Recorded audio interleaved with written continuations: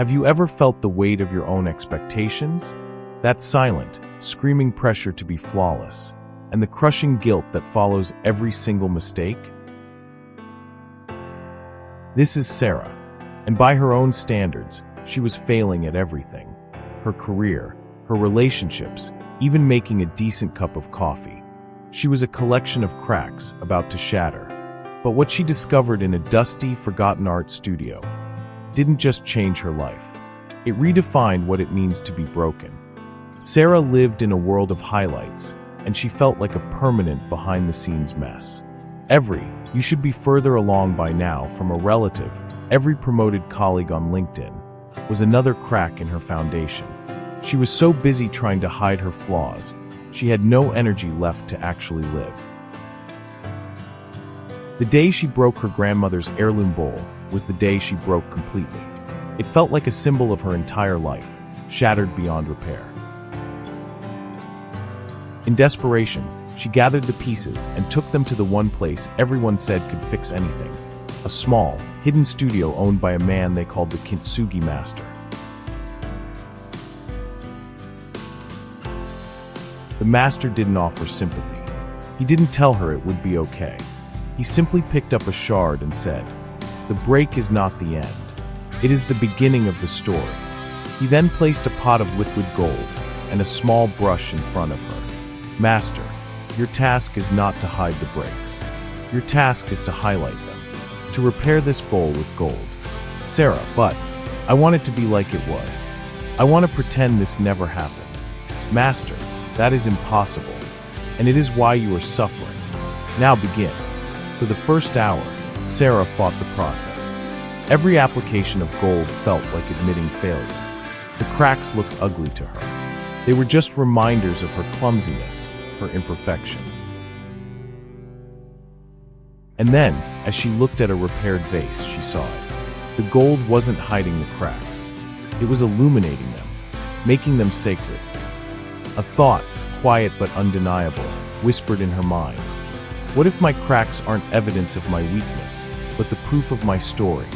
Her frustration melted into focus. Piece by piece, stroke by stroke, she wasn't fixing a bowl anymore.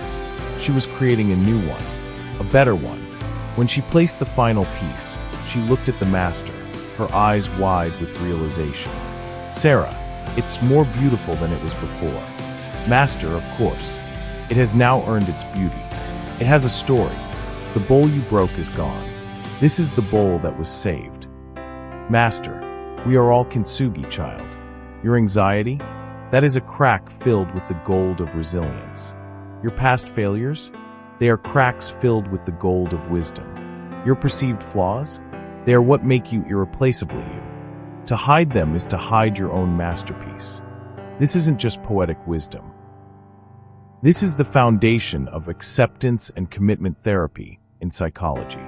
The goal isn't to eliminate your flaws, the anxious thoughts, the sad memories, but to make room for them, to integrate them into your life so they no longer control you. Here is your framework.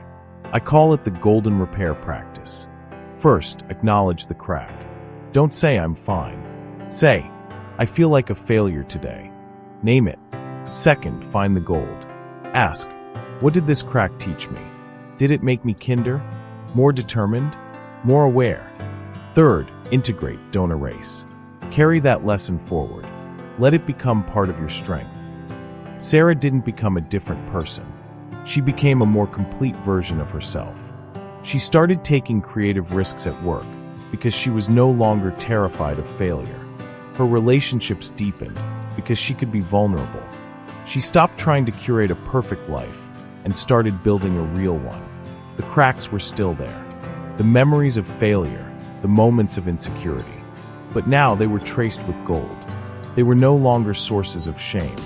They were her map, her proof that she had survived, and in the breaking, had been remade into something far more valuable.